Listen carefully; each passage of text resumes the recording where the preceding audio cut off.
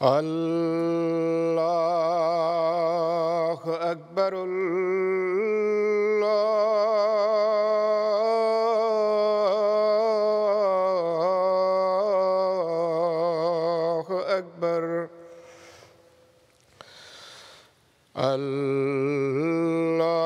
اللہ اکبر اللہ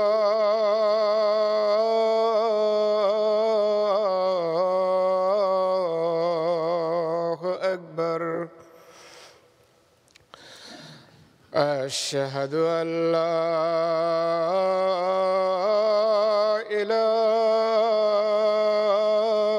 إله إلا الله أشهد أن لا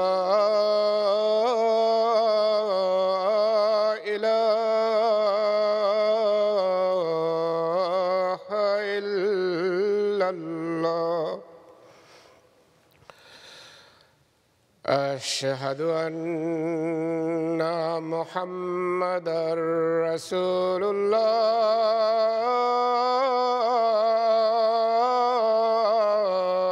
الله أشهد أن محمدًا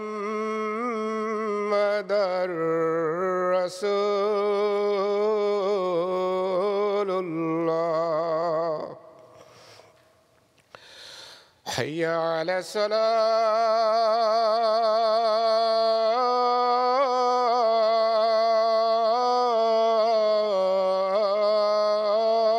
الصلاة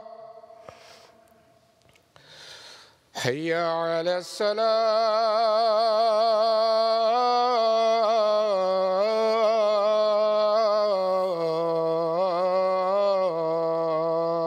الصلاة حي على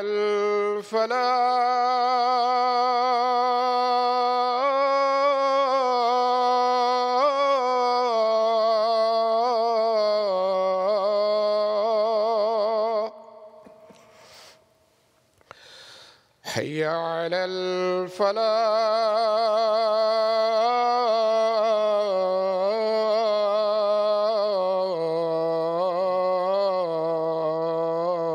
الفلاح الله أكبر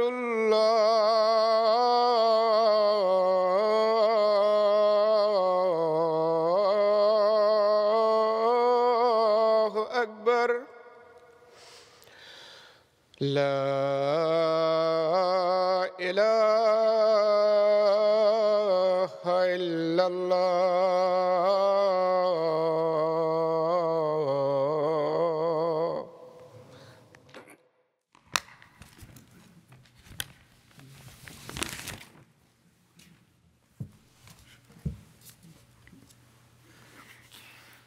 السلام علیکم ورحمۃ اللہ. أشهد أن لا إله إلا الله وحده لا شريك له وأشهد أن محمدًا عبده ورسوله أما بعد فأعوذ بالله من الشيطان الرجيم بسم الله الرحمن الرحيم الحمد لله رب العالمين الرحمن الرحيم مالك يوم الدين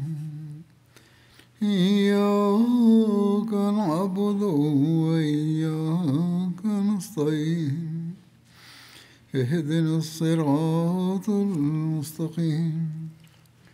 صراط الذين أنعمت عليهم غير المغضوب عليهم ولا الضالين.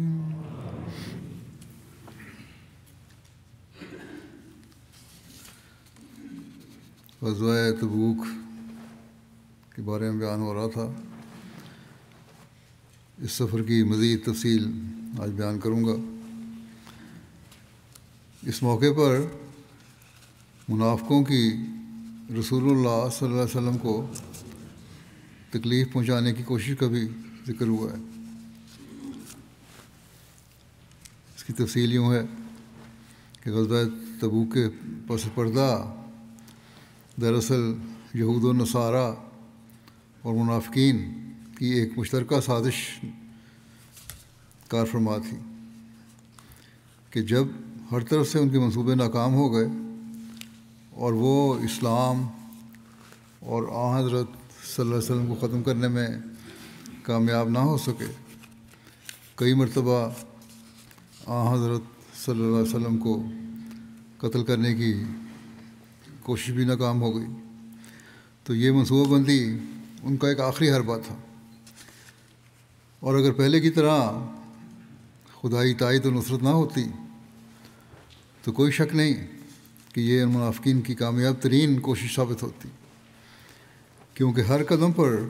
مسلمانوں کی تباہی ایک یقینی امر تھا. پہلے ہم نہیں دیکھ چکے ہیں جہاں انہوں نے کوششیں کی، لیکن جس خدا نے بدر کے میدان میں ناقابل یقین انداز میں مسلمانوں کو کامیابی سے نوازا اور پھر جنگ حنین تک اس کی مسلسل تائید و نصرت مسلمانوں کو کامیابی سے نوازتی رہی، اور حضرت صلی اللہ علیہ وسلم کی ہر خطرناک موقع پر خود اللہ تعالیٰ کی حفاظت شامل حال رہی. کچھ یہی واقعات یہاں بھی دہرائے گئے. مدینہ سے تبوک تک کا سفر گویا موت کی وادی کا سفر تھا. اس میں خیر و عافیت سے تبوک تک پہنچنا اور پھر واپسی کا سفر منافقین کے ہوش اڑا دینے کے لیے کافی تھا. پھر کیسر روم کی تائید یافتہ فوجی لشکروں کا بھاگ جانا یا خوف کی وجہ سے سامنا ہی نہ کرنا، یہ ایک دوسری حیرت انگیز بات تھی. اور عرب کی سرحدوں پر بسنے والی تمام مخالف قوتوں پر لرزہ طاری ہونا، اور جس کے نتیجے میں ان میں سے اکثر نے رسول اکرم صلی اللہ علیہ وسلم کی خدمت میں حاضر ہو کر صلح کی درخواست کرتے ہوئے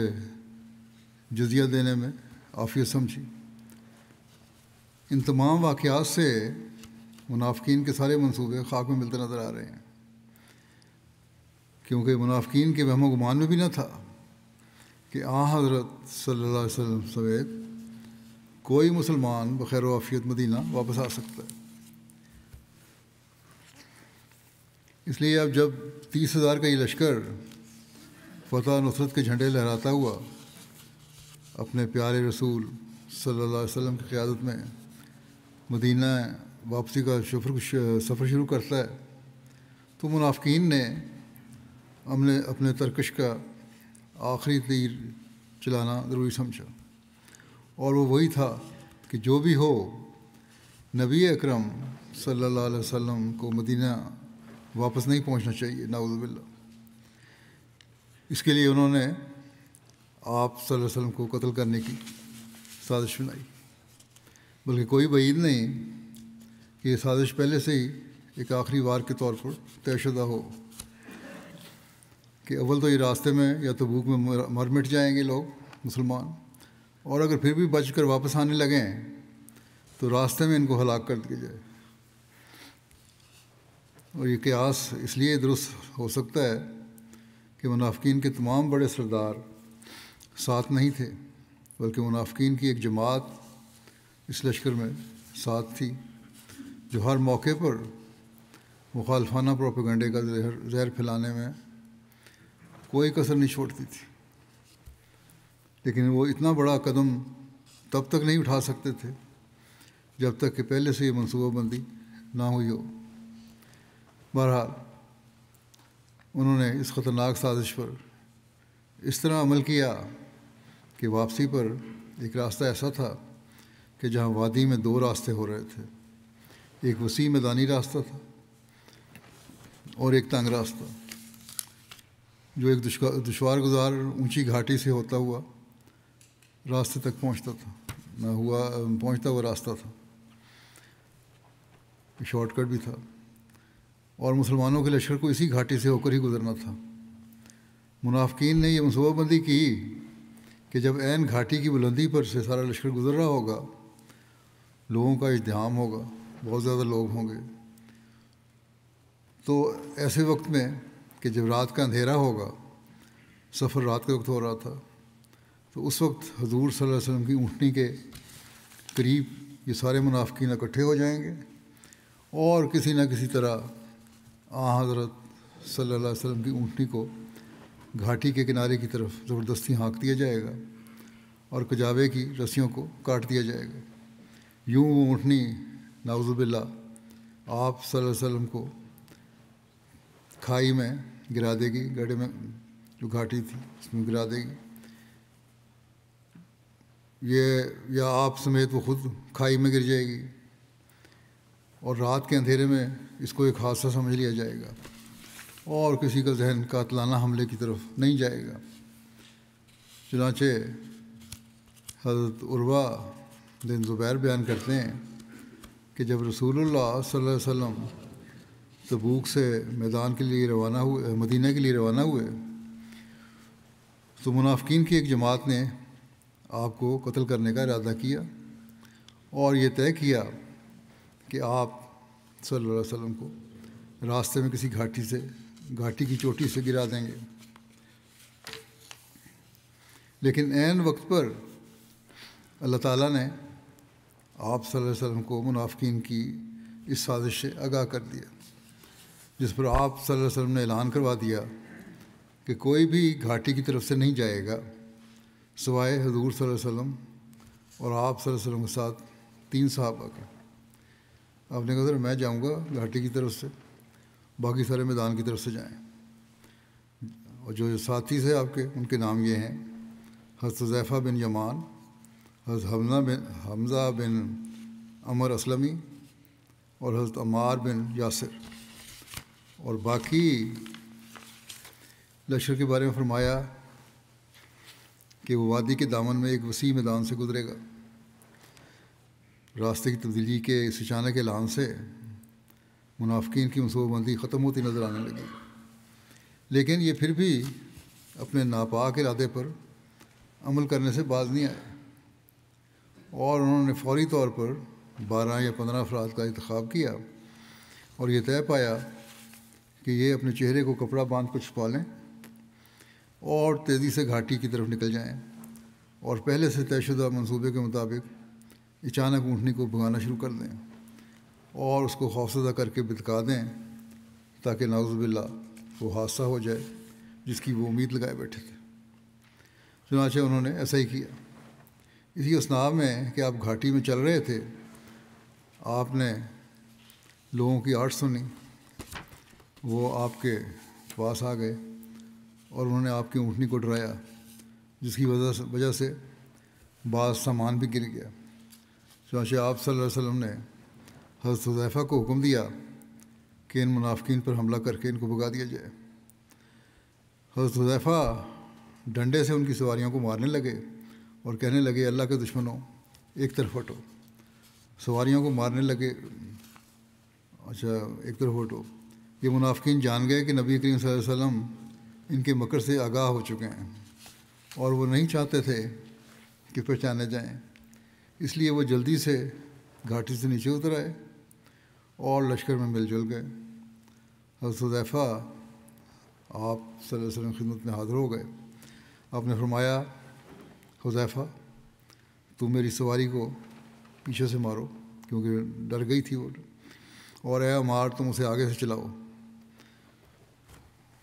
تاکہ وہ جو بد کی اونٹنی تھی وہ دوبارہ صحیح راستے پہ آ جائے۔ ایک روایت میں ہے، حضرت حذیفہ بیان کرتے ہیں کہ جب ہم گھاٹی میں پہنچے تو 12 آدمیوں نے اس گھاٹی میں آپ کو روکا۔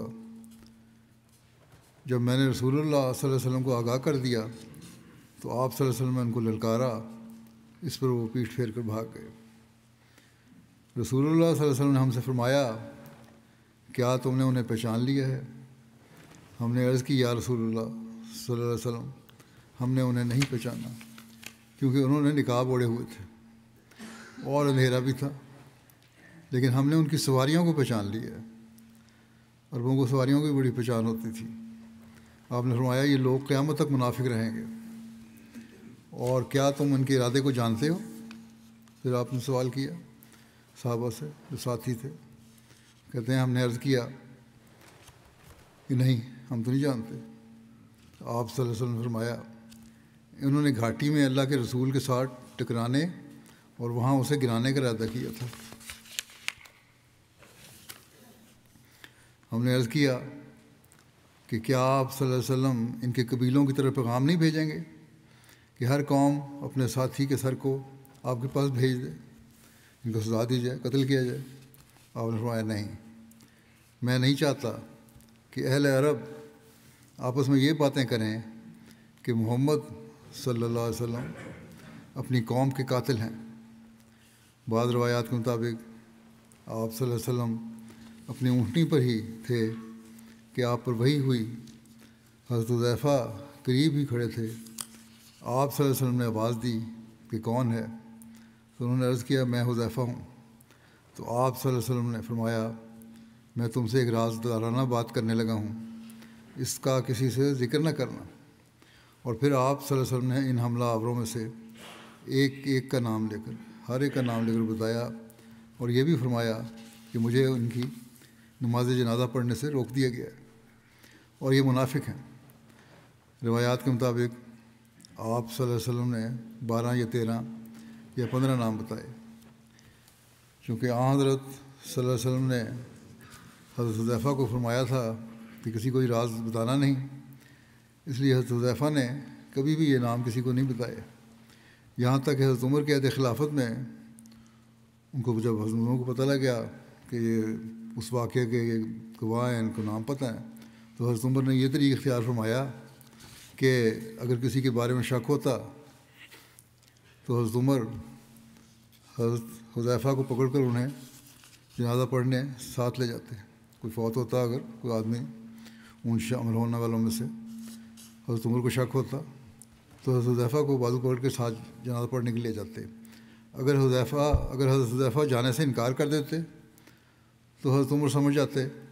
کہ یہ وہ لوگ ہیں، اور وہ بھی نماز جنازہ پر نہ جاتے۔ صحیح مسلم کی ایک روایت کے مطابق وہ 14 یا 15 تھے، لیکن ساتھ یہ وضاحت بھی ہے کہ 12 تو وہ منافق تھے جو اس سازش میں شریک تھے، اور 3 دوسرے اصحاب تھے جو اس وقت گھاٹی پر تو چڑھے تھے، لیکن انہوں نے منادی کا یہ اعلان نہیں سنا تھا کہ یہ راستہ اختیار کرنے کی بجائے میدانی راستہ اختیار کیا جائے، اس لیے وہ 3 افراد معذور سمجھے گئے۔ بہرحال جب صبح ہوئی تو اوس قبیلے کے سردار حضرت اسید بن حضیر آپ کی خدمت میں حاضر ہوئے۔ حضور صلی اللہ علیہ وسلم نے انہیں بتایا کہ گزشتہ شب بعض منافقین نے یہ ارادہ کیا تھا کہ وہ گھاٹی میں حضور کا پیچھا کریں گے اور رات کی تاریکی میں اونٹنی کا ٹنگ کاٹ دیں گے اور اسے نوکدار چیز چبھائیں گے کہ وہ تیز چلے، یہاں تک کہ وہ مجھے میری اونٹنی سے گرا دیں گے۔ اس پر حضرت اسید نے عرض کیا کہ یا رسول اللہ صلی اللہ علیہ وسلم،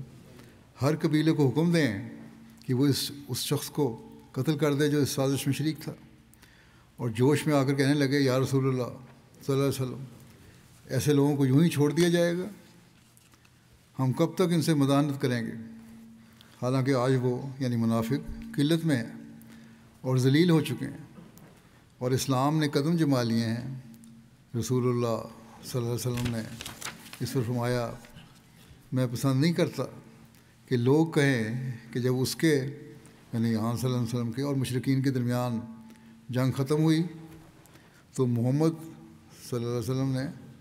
اپنے اصحاب کو قتل کرنا شروع کر دیا۔ حضرت اسید نے عرض کیا، یا رسول اللہ،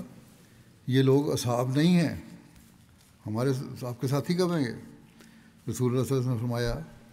کیا وہ لا الہ الا اللہ کی شہادت کا اظہار نہیں کرتے؟ حضرت اسید نے کہا، بے شک کرتے ہیں،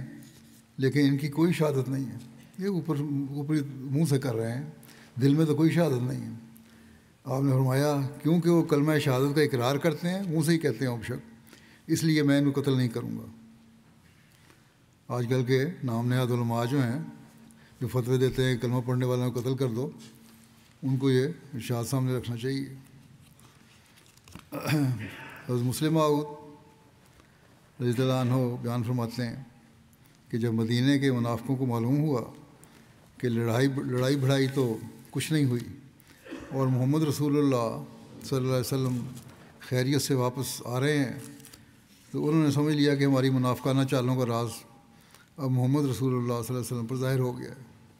اور غالباً اب ہم سزا سے نہیں بچیں گے۔ تب انہوں نے مدینہ سے کچھ فاصلے پر چند آدمی ایک ایسے راستے پر بٹھا دیے جو نہایت تنگ تھے اور جس پر صرف ایک سوار گزر سکتا تھا۔ جب آپ اس جگہ کے قریب پہنچے تو آپ کو اللہ تعالیٰ نے وحی سے بتا دیا کہ آگے دشمن راستے کے دونوں طرف چھپا بیٹھا ہے۔ آپ نے ایک صحابی کو حکم دیا کہ جاؤ اور وہاں جا کر دیکھو۔ وہ سواری کو تیز کر کے وہاں پہنچے تو انہوں نے وہاں چند آدمی چھپے ہوئے دیکھے جو اس طرح چھپے بیٹھے تھے۔ مختلف روایتیں ہیں، تو یہ بھی ایک روایت ہے جس کو مسلم نے بیان کیا ہے، جیسا کہ حملہ کرنے والے بیٹھا کرتے ہیں۔ ان کے پہنچنے پر وہاں سے بھاگ گئے وہ لوگ، مگر رسول کریم صلی اللہ علیہ وسلم کو ان کا تعاقب کرنا مناسب معلوم نہ ہوا۔ جب آپ مدینہ پہنچے تو منافقوں نے اس جنگ میں شامل نہیں ہوئے تھے قسم قسم کی معذرتیں کرنی شروع کر دیں، اور رسول کریم صلی اللہ علیہ وسلم نے ان کو قبول کر لیا۔ لیکن اب وقت آ گیا تھا کہ منافقوں کی حقیقت مسلمانوں پر آشکارا کر دی جائے، چنانچہ بتا دیا گیا۔ بہرحال بعض بیٹھنے کا یا آگے جانے کا یا کس طرح عمل کرنے کا کہ مختلف روایتیں ہیں، لیکن واقعہ ایک ہی ہے ہر جگہ کہ کوشش یہ تھی اس تنگ گھاٹی سے عام وسلم کو نقصان پہنچایا جائے، نعوذ باللہ۔ جیسا کہ ذکر ہو چکا ہے کہ مکہ فتح ہونے کے بعد منافقین کی سازشوں میں ایک قسم کی تیزی آ گئی تھی، اور جب انہوں نے دیکھا کہ عرب کے ارد گرد قبائل بشمول یہود کے قبائل اپنی طاقت کھو چکے ہیں اور مفتوح ہو چکے ہیں، تو اب انہوں نے عرب سے باہر کیسے روم جیسی بیرونی اور بڑی طاقتوں سے مدد مانگنے کا منصوبہ بنایا، اور اس کے ساتھ ساتھ مدینہ میں ایک مستقل مرکز بنانے کا پروگرام بنایا جہاں یہ مستقل طور پر اپنی میٹنگ کریں، اسلام اور مسلمانوں کے خلاف سازشی منصوبہ بندیاں کریں اور اسلحہ وغیرہ بھی جمع رکھیں، لیکن وہ مرکز ایسا ہو کہ دوسرے مسلمانوں کو شک بھی نہ گزرے۔ چنانچہ ابو عامر جو کچھ عرصہ منظر عام سے غائب رہا تھا، وہ اچانک سامنے آ گیا، اور منافقین کے حق میں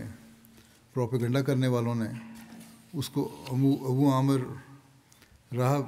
کہنا شروع کر دیا۔ اس نے یہ تجویز دی کہ اس مرکز کے لیے تم لوگ قباء میں ایک مسجد بناؤ۔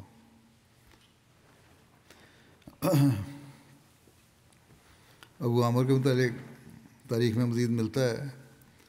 ابو عامر راہب کے نام سے مشہور تھا اور قبیلہ خزرج سے تعلق رکھتا تھا، جیسا کہ گزشتہ خطبات میں اس کے بارے میں بیان بھی ہو چکا ہے۔ رسول اللہ صلی اللہ علیہ وسلم کے مدینہ تشریف لانے کے بعد ابو عامر مکہ چلا گیا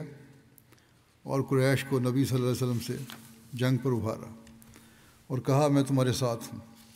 اور میری قوم میرے تابع ہے، جب تم محمد سے جنگ کرو گے تو ہم تم سے آ ملیں گے۔ وہ جنگ احد میں قریش کے ساتھ شامل تھا۔ اسلام کی ترقی دیکھ کر ابو عامر سخت پریشان ہوا اور حسد کی آگ میں جلنے لگا۔ اس نے میدان احد کے درمیان گڑھے کھدوا دیے تھے، جن میں سے ایک گڑھے میں رسول اللہ صلی اللہ علیہ وسلم گر کر شدید زخمی بھی ہوئے تھے۔ جب احد کی لڑائی شروع ہوئی تو ابو عامر نے اپنی قوم کو پکارا، اے قبیلے کے لوگوں، میں ابو عامر ہوں۔ لیکن تو مسلمان ہو چکے تھے، انہوں نے اسے جواب دیا کہ اے فاسق، تیرے لیے کوئی خوش آمدید نہیں، اور انہوں نے اسے برا بھلا کہا اور لعنت بھیجی۔ اس پر ابو عامر نے کہا، میرے بعد میری قوم بہت بگڑ گئی ہے۔ اس کے بعد ابو عامر کے قبیلے کے بہت سے لوگ جو رسول اللہ صلی اللہ علیہ وسلم سے دشمنی رکھتے تھے مکے کی طرف چلے گئے۔ اس سے پہلے یہ واقعہ ہو چکا تھا، اس سے جب یہ ابو عامر گیا تو وہ لوگ بھی چلے گئے تھے اس کے ساتھ جو مسلمان نہیں ہوئے تھے۔ ان کی تعداد قریباً 50 تھی۔ روایات میں ابو عامر کے خلاف آپ صلی اللہ علیہ وسلم کی ایک دعا کا بھی ذکر ملتا ہے کہ رسول اللہ صلی اللہ علیہ وسلم نے اس کے خلاف دعا کی کہ یہ اپنے وطن سے دور تنہائی کی موت مرے۔ ایک روایت میں ہے کہ جب رسول اللہ صلی اللہ علیہ وسلم مدینہ پہنچے تو ابو عامر آپ سے ملا۔ اس نے کہا، اے محمد صلی اللہ علیہ وسلم، تم کس چیز کی طرف بلاتے ہو؟ آپ صلی اللہ علیہ وسلم نے فرمایا، میں تمہیں دین حنیف کی طرف بلاتا ہوں، وہی دین جس کی تم خود بھی تلاش میں ہونے کا دعویٰ کرتے ہو۔ ابو عامر نے کہا، کیا تم اسی دین پر ہو؟ رسول اللہ صلی اللہ علیہ وسلم نے فرمایا، ہاں بالکل۔ پھر آپ صلی اللہ علیہ وسلم نے اسے اسلام کی دعوت دی، مگر اس نے انکار کر دیا۔ اس نے حسد کیا اور آپ کو برا بھلا کہا۔ ابو عامر نے آپ صلی اللہ علیہ وسلم پر طنز کرتے ہوئے کہا کہ ہم میں سے جو جھوٹا ہے اللہ اسے اجنبی اور بے وطن کر کے مارے۔ وہ نبی صلی اللہ علیہ وسلم کی طرف اشارہ کر رہا تھا۔ آپ صلی اللہ علیہ وسلم نے اس کو جواب دیا، ہاں اللہ جھوٹے کے ساتھ ایسا ہی کرے گا۔ پھر ابو عامر اپنی قوم کے لوگوں کو رسول اللہ صلی اللہ علیہ وسلم کی پیروی سے روکتا رہا اور ان کی اطاعت نہ کرنے پر زور دیتا رہا۔ ادھر رسول اللہ صلی اللہ علیہ وسلم کی نشانیاں اور معجزے روز بروز ظاہر ہو رہے تھے اور آپ کے پیروکار بھی بڑھتے جا رہے تھے۔ خاص طور پر ابو عامر کے قبیلے کے لوگ جس سے وہ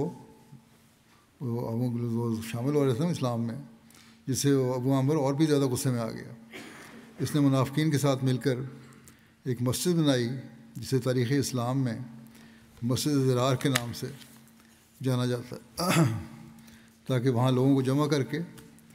ان سے بات چیت کرے اور انہیں رسول اللہ صلی اللہ علیہ وسلم کی پیروی سے روکے۔ ایک روایت کے مطابق ابو عامر اپنے ہم نوا سازشوں کو کہنے لگا کہ تم مسجد تعمیر کرو اور اپنا عسکری اڈہ بنا کر جنگ کی تیاری کرو۔ میں کیسر روم سے مل کر ایک لشکر جرار لے کر آتا ہوں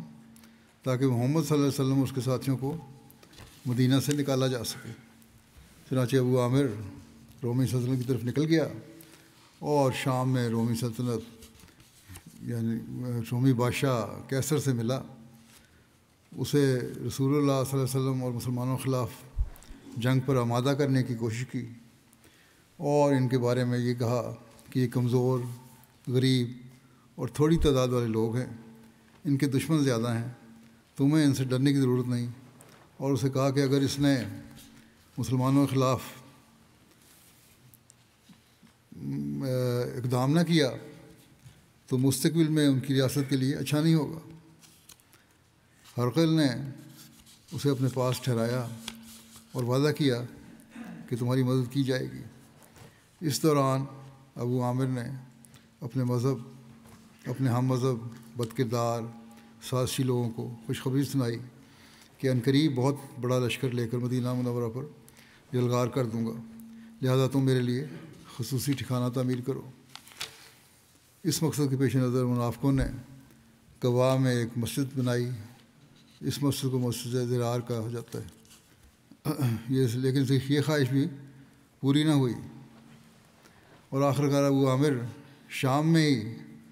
تنہائی اور بے وطنی کی حالت میں مر گیا۔ دعا اس نے کی تھی آنسروں کے بارے میں، تو خود اس پہ یہ الٹی دعا۔ اس میں اختلاف ہے کہ وہ کب مرا، بعض کے نزدیک یہ 9 ہجری میں مرا اور بعض کے نزدیک یہ 10 ہجری میں مرا، لیکن بہرحال تنہائی میں مرا۔ منافقین نے جب مسجد کی تعمیر مکمل کر لی تو وہ رسول اللہ صلی اللہ علیہ وسلم کی خدمت میں حاضر ہوئے اور آپ صلی اللہ علیہ وسلم سے درخواست کی کہ کہ وہ اس میں نماز پڑھیں۔ حکمت لائی کہ یہ لوگ اس وقت حضور صلی اللہ علیہ وسلم کی خدمت میں حاضر ہوئے، اس نام نہاد مسجد کے افتتاح کی درخواست لے کر آئے جب آپ صلی اللہ علیہ وسلم تبوک جانے کی تیاری کر رہے تھے۔ انہوں نے عرض کی، یا رسول اللہ صلی اللہ علیہ وسلم، ہم نے بیماروں، ضرورت مندوں اور بارش والی رات کے لیے ایک مسجد تعمیر کی ہے۔ ہم چاہتے ہیں کہ آپ تشریف لائیں اور ہمارے لیے اس میں نماز ادا کریں۔ آپ صلی اللہ علیہ وسلم نے فرمایا، میں اس وقت مصروف ہوں، میں سفر کی تیاری کر رہا ہوں، جب ہم سفر سے واپس آئیں گے تو نماز پڑھیں گے۔ جب آپ غزوہ تبوک سے واپس تشریف لائے اور ذی اوان نامی جگہ پر خیمہ زن ہوئے، جس کے اور مدینہ کے درمیان 1 گھنٹے کا فاصلہ ہے، تو منافقین کی تعمیر کردہ اس مسجد کے متعلق یہ آیت نازل ہوئی، والذین اتخذوا مسجدا ضرارا وکفرا وتفریقا بین المؤمنین وارصادا لمن حارب اللہ ورسولہ من قبل ولیحلفن ان اردنا الا الحسنى واللہ یشہد انہم لکاذبون۔ اور وہ لوگ جنہوں نے تکلیف پہنچانے اور کفر پھیلانے اور مومنوں کے درمیان پھوٹ ڈالنے اور ایسے شخص کو کمین گاہ مہیا کرنے کے لیے جو اللہ اور اس کے رسول سے پہلی لڑائی کر رہا ہے، ایک مسجد بنائی ہے، ضرور وہ قسمیں کھائیں گے کہ ہم بھلائی کے سوا کچھ نہیں چاہتے تھے، جبکہ اللہ گواہی دیتا ہے کہ وہ یقیناً جھوٹے ہیں۔ آپ صلی اللہ علیہ وسلم نے اس وحی کے بعد حضرت مالک بن دخشم اور حضرت مان بن عدی کو بلایا اور ان کو مسجد ضرار گرانے کا حکم دیا۔ کچھ روایات میں یہ بھی ہے کہ حضرت عاصم بن عدی اور عامر بن سکن اور حضرت حمزہ کے قاتل واشی اور سوید بن عباس کو بھی حضرت صلی اللہ علیہ وسلم نے اس مقصد کے لیے بھیجا تھا۔ شرح زرقانی میں لکھا ہے کہ ممکن ہے کہ حضرت صلی اللہ علیہ وسلم نے پہلے 2 افراد کو بھجوایا ہو، پھر مزید 4 افراد ان کی اعانت کے لیے بھجوائے ہوں۔ بہرحال آپ صلی اللہ علیہ وسلم نے انہیں مسجد ضرار کی طرف جانے کا ارشاد فرمایا کہ اسے گرا دیں اور آگ لگا دیں۔ چنانچہ یہ سب لوگ تیزی سے قبیلہ بنو سالم پہنچے۔ حضرت مالک نے اپنے دونوں ساتھیوں سے کہا کہ میرا انتظار کرو یہاں تک کہ میں تمہارے پاس آ جاؤں۔ چنانچہ وہ گھر سے کھجور کی سوکھی ٹہنیوں کو آگ لگا کر لے آئے۔ پھر وہ مغرب اور عشاء کے درمیان مسجد ضرار کے پاس پہنچے اور وہاں جا کر اسے آگ لگا دی اور اس کو زمین بوس کر دیا۔ اس وقت اس مسجد کے بنانے والے وہاں موجود تھے، لیکن آگ لگنے کے بعد وہ ادھر ادھر بھاگ گئے۔ جب نبی کریم صلی اللہ علیہ وسلم مدینہ تشریف لائے تو آپ صلی اللہ علیہ وسلم نے یہ جگہ عاصم بن عدی کو دینی چاہیے کہ وہ اس جگہ کو اپنا گھر بنا لیں، لیکن عاصم بن عدی نے معذرت کی کہ اس کے بارے میں اللہ تعالیٰ نے جو نازل کرنا تھا کر دیا، یہ ایسی جگہ ہے، میں تو یہاں نہیں گھر بنانا چاہتا اور مجھے ضرورت بھی نہیں ہے۔ تو آپ صلی اللہ علیہ وسلم اسے ثابت بن اکرم کو دے دیں، کیونکہ ان کے پاس کوئی گھر نہیں ہے۔ رسول اکرم صلی اللہ علیہ وسلم نے وہ جگہ حضرت ثابت بن اکرم کو دے دی۔ ابن اسحاق نے مسجد ضرار بنانے والے منافقین کے نام بھی بیان کیے ہیں جو تعداد میں 12 تھے۔ حضرت صلی اللہ علیہ وسلم کی وسیع رحمت، وسعت حوصلہ اور عفو و درگزر کی ایک روشن ترین مثال ہے کہ قدم قدم پر منافقین کی طرف سے خطرناک سازشوں کا سامنا کرنا پڑتا ہے،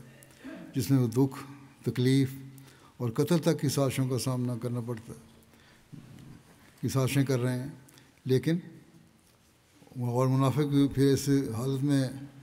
رنگے ہاتھوں پکڑے بھی جاتے ہیں، لیکن آپ صلی اللہ علیہ وسلم ہمیشہ ہر موقع پر انہیں معاف فرماتے رہے، صرف وہاں سزا دی کہ جہاں ریاست اور نظام کو خطرہ تھا، اور وہاں بھی صرف اس حد تک کارروائی کی گئی کہ وہ خطرہ ختم ہو جائے، ورنہ وہاں بھی سخت سزائیں نہیں دی گئیں جبکہ دی جا سکتی تھیں۔ حضرت مسلم رضی اللہ عنہ نے منافقین کے کردار کا ذکر کرتے ہوئے بیان کیا ہے کہ رسول کریم صلی اللہ علیہ وسلم کو خدا تعالیٰ نے وہی سے حکم دیا کہ قباء کی وہ مسجد جو منافقوں نے اس لیے بنائی تھی کہ نماز کے بہانے سے وہاں جمع ہوا کریں اور منافقانہ مشورے کیا کریں گے وہ گرا دی جائے اور ان کو مجبور کیا جائے کہ وہ مسلمانوں کی دوسری مسجدوں میں نماز پڑھا کریں، مگر باوجود اتنی بڑی شرارت کے ان کو کوئی بدنی یا مالی سزا نہیں دی۔ پتہ لگ بھی گیا تھا آپ کو۔ حضرت صلی اللہ علیہ وسلم کا مدینہ اور انصار سے محبت کے اظہار کا ایک اور یہ ذکر یوں ملتا ہے کہ کم و بیش 2 ماہ کے سفر کے بعد حضرت صلی اللہ علیہ وسلم مدینہ واپس تشریف لے آئے، تشریف لا رہے تھے مدینہ، اور اہل مدینہ سے آپ صلی اللہ علیہ وسلم کی محبت کا اظہار اس طرح سے ہوا کہ جو ہی آپ صلی اللہ علیہ وسلم کو مدینہ کی بستی نظر آئی تو آپ صلی اللہ علیہ وسلم نے فرمایا حاضہ ہی دعوت ہو وہ حاضہ عہد جبل جو ہبنا و نحبہ، یہ طابہ ہے، مدینہ کا ایک نام طابہ بھی ہے یعنی پاکیزہ اور عمدہ، اور یہ احد ہے، یہ وہ پہاڑ ہے جو ہم سے محبت کرتا ہے اور ہم اس سے محبت کرتے ہیں۔ یعنی مدینہ کی ایک جگہ سے آپ صلی اللہ علیہ وسلم کی محبت تھی۔ اور ایک یہ پہلو بھی ہے کہ جنگ احد میں جو احد کا نام لیا تو اخلاص و وفا کی جو داستانیں صحابہ نے اپنے خون سے رقم کی تھیں آپ صلی اللہ علیہ وسلم اسے کبھی نہیں بھولے۔ ایک روایت میں ہے کہ نبی صلی اللہ علیہ وسلم نے فرمایا مجھے مدینہ جلدی پہنچنا ہے، اس لیے جو تم میں سے میرے ساتھ جلدی جانا چاہے جلدی چلے، اور پھر یہ بھی فرمایا کہ میں تمہیں انصار کے بہترین گھر نہ بتاؤں؟ تو صحابہ نے کہا کہ ضرور۔ آپ صلی اللہ علیہ وسلم نے فرمایا بنی نجار کے گھر، پھر فرمایا بنی عبد الاشل کے گھر، پھر فرمایا بنی ساعدہ کے یا بنی حارث بن خزرج کے گھر، اور انصار کے سارے گھروں میں ہی بھلائی ہے۔ ایک روایت میں راوی کہتے ہیں کہ حضرت سعد بن عبادہ ہم سے آ ملے تو ابو اسید نے کہا کہ کیا تمہیں معلوم ہے کہ رسول اللہ صلی اللہ علیہ وسلم نے انصار کے گھروں کی فضیلت بیان کی اور ہمیں آخر پر رکھا ہے؟ حضرت سعد رسول اللہ صلی اللہ علیہ وسلم کے پاس گئے اور عرض کیا یا رسول اللہ صلی اللہ علیہ وسلم، آپ نے انصار کے گھروں کی فضیلت بیان کی ہے اور ہمیں آخر پر رکھا ہے۔ جو تصریح بیان کی تھی اس میں آخر پہ ان کا نام آیا تھا، اس کو بھی دیکھا کرتے تھے صحابہ۔ اس پر حضور صلی اللہ علیہ وسلم نے فرمایا کیا تمہارے لیے کافی نہیں ہے کہ تم خیر والوں میں سے ہو؟ اتنا ہی تمہارے لیے کافی ہونا چاہیے کہ تمہارا نام لے لیا میں نے اور خیر والوں میں شامل کر لیا۔ جیسا کہ شروع میں بیان ہو چکا ہے کہ غزوہ تبوک سے پیچھے رہ جانے والے 2 بڑے گروہ تھے، ایک منافقین کا جن سے اللہ تعالیٰ نے ناراضگی کا اظہار فرمایا، اور دوسرا گروہ ان لوگوں پر مشتمل تھا جو اپنے ایمان میں مخلص تھے اور جہاد میں شامل بھی ہونا چاہتے تھے، لیکن یا تو اتنے غریب تھے کہ باوجود کوشش کے ان کو جانے کے وسائل اور ذرائع مہیا نہیں ہو سکے، یا وہ کسی بیماری اور معذوری کی وجہ سے شامل نہیں ہو سکے۔ اور اللہ تعالیٰ نے قرآن کریم میں سورہ توبہ آیت 91-92 میں ان کی عذر کو قبول فرمایا۔ چنانچہ بخاری کی ایک روایت میں ہے کہ غزوہ تبوک سے واپسی پر جب مدینہ کے قریب پہنچے تو حضرت صلی اللہ علیہ وسلم نے فرمایا مدینہ میں کچھ لوگ ہیں کہ جب بھی تم نے کوئی سفر کیا ہے یا کوئی وادی طے کی ہے تو وہ تمہارے ساتھ ساتھ ہی تھے۔ اس پر صحابہ نے حیرت کا اظہار کرتے ہوئے عرض کیا کہ یا رسول اللہ صلی اللہ علیہ وسلم، وہ مدینہ میں ہیں، یعنی مدینہ میں رہتے ہوئے بھلا ہمارے ساتھ وہ کیسے ہو سکتے ہیں؟ آپ صلی اللہ علیہ وسلم نے فرمایا وہ مدینہ میں ہی ہیں اور بیماری وغیرہ کے کسی نہ کسی عذر نے ان کو شامل ہونے سے روکا تھا۔ ایک اور روایت میں ہے کہ نبی اکرم صلی اللہ علیہ وسلم جب تبوک سے واپس تشریف لائے تو آپ نے اللہ تعالیٰ کا شکر ادا کرتے ہوئے فرمایا الحمدللہ علی ما رزقنا فی سفرنا ھذا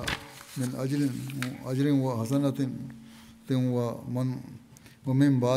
بعدنا شرکاؤنا فی۔ سب تعریف اللہ تعالیٰ کے لیے ہے، تعریفیں اللہ تعالیٰ کے لیے ہیں جس نے ہمارے اس سفر میں ہمیں اجر و ثواب اور نیکیوں سے نوازا، اور جو ہمارے پیچھے رہ گئے انہیں بھی اس اجر و ثواب میں ہمارے ساتھ شامل رکھا۔ اس پر حضرت عائشہ نے عرض کیا یا رسول اللہ صلی اللہ علیہ وسلم، آپ نے تو سفر کی تکالیف اور صعوبتیں برداشت کی ہیں اور پھر اس اجر و ثواب کے مستحق ٹھہرے ہیں، لیکن یہ تکالیف برداشت کیے بغیر آپ کے ساتھ اجر و ثواب میں شامل کس طرح ہو گئے؟ اور یہ کون لوگ ہیں یہ شامل ہوئے؟ اس پر آپ صلی اللہ علیہ وسلم نے فرمایا کہ مدینے میں کچھ لوگ ہیں کہ نہ ہم کسی جگہ چلے اور نہ ہم کسی وادی میں اترے مگر وہ ہمارے ساتھ ہی تھے،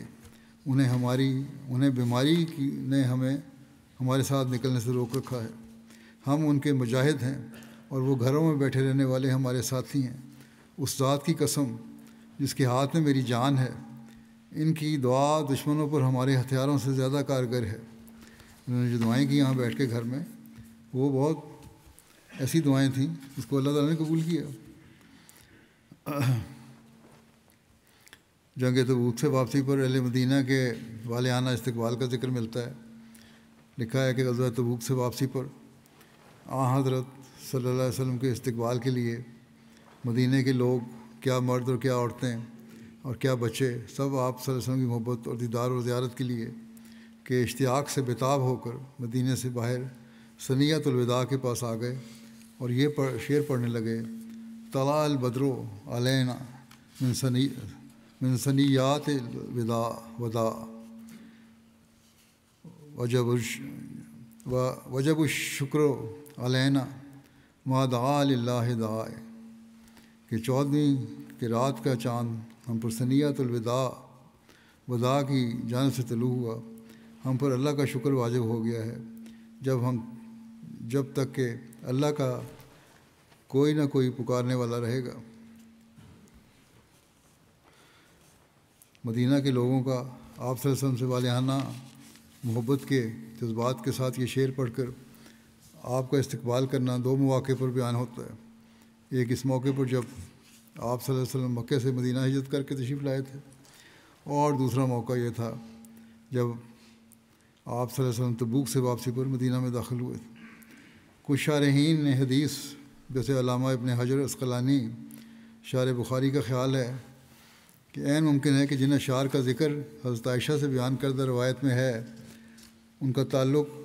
حضرت صلی اللہ علیہ وسلم کے غزوہ تبوک سے واپسی کے وقت سے ہو، کیونکہ اس وقت ثنیۃ الوداع مقام پر لوگوں اور بچوں نے حضرت صلی اللہ علیہ وسلم کا استقبال کیا تھا، کیونکہ ملک شام کی جانب سے آنے والوں کا استقبال اسی جگہ سے کیا جاتا تھا۔ جب اہل مدینہ کو نبی کریم صلی اللہ علیہ وسلم کی غزوہ تبوک سے واپسی کا علم ہوا تو وہ خوشی سے نبی کریم صلی اللہ علیہ وسلم کا استقبال کرنے کے لیے مدینہ سے باہر اس مقام پر نکلے، جیسا کہ حضرت صاحب بن یزید بیان کرتے ہیں کہ مجھے یاد ہے کہ میں بھی دوسرے بچوں کے ساتھ اس وقت حضور صلی اللہ علیہ وسلم کا استقبال کرنے ثنیۃ الوداع کی گیا تھا جب آپ غزوہ تبوک سے واپس تشریف لا رہے تھے۔ امام بہقی نے بھی یہ بیان کیا ہے کہ بچوں نے نبی کریم صلی اللہ علیہ وسلم کا ان اشعار کے ذریعے استقبال کیا تھا جب نبی کریم صلی اللہ علیہ وسلم غزوہ تبوک سے مدینہ واپس تشریف لائے تھے۔ بہرحال عین ممکن ہے کہ یہ دونوں مواقع پر شعر پڑھے گئے ہوں، اور تبوک سے واپسی پڑھنے کا بہرحال زیادہ امکان ہے، کیونکہ تبوک سے واپسی پر اہل مدینہ فرط جذبات سے مغلوب ہو کر والہانہ طور پر آپ صلی اللہ علیہ وسلم کے دیدار اور استقبال کے لیے آگے آئے ہوں گے، جیسا کہ بیان ہوا ہے کہ یہ سفر ایسا تھا کہ اس کے متعلق منافقین نے افواہیں ایسی پھیلا رکھی تھیں کہ جب حضرت صلی اللہ علیہ وسلم اور صحابہ کے بچ کر واپس آنے کی خوشخبری ملی تو جیسے سوکھے دھانوں پانی پڑ جاتا ہے۔ مدینہ کے مسلمان، کیا بچے اور کیا بوڑھے، کیا عورتیں اور کیا مرد، سب اس خوشی کے موقع پر آپ صلی اللہ علیہ وسلم کے استقبال کے لیے باہر نکل آئے ہوں۔ بہرحال مکہ سے ہجرت پر یہ اشعار پڑھے جانا ممکن ہے، اور یہ محبت کے اظہار تو دونوں موقع پر ہو سکتے ہیں، اس میں بحث کی ضرورت نہیں ہے، لیکن یہ بات بہرحال ثابت ہوتی ہے کہ مدینہ آنے کے بعد حضرت صلی اللہ علیہ وسلم سے محبت کا جو ادراک ان مسلمانوں کو حاصل ہوا وہ بہرحال اس سے بہت زیادہ تھا جو پہلے ہجرت کے وقت تھا. انشاءاللہ باقی کچھ اور بھی واقعات ہیں، سیرت کے پہلو ہیں جو آئندہ انشاءاللہ بیان کروں گا.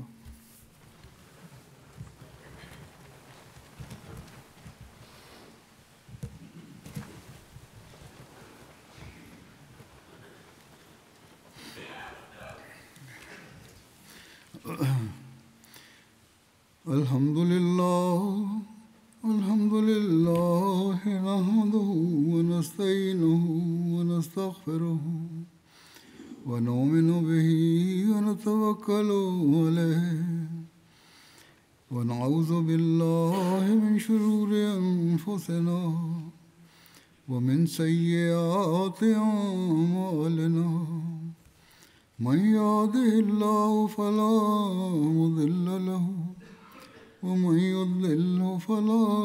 هادي له ونشهد أن لا إله إلا الله ونشهد أن محمدا عبده ورسوله. عباد الله رحمكم الله، إن الله يأمر بالعدل والإحسان وإيتاء ذي القربى وينهى عن الفحشاء والمنكر والبغي يعظكم لعلكم تذكرون. اذكروا الله يذكركم وادعوه يستجب لكم ولذكر الله أكبر.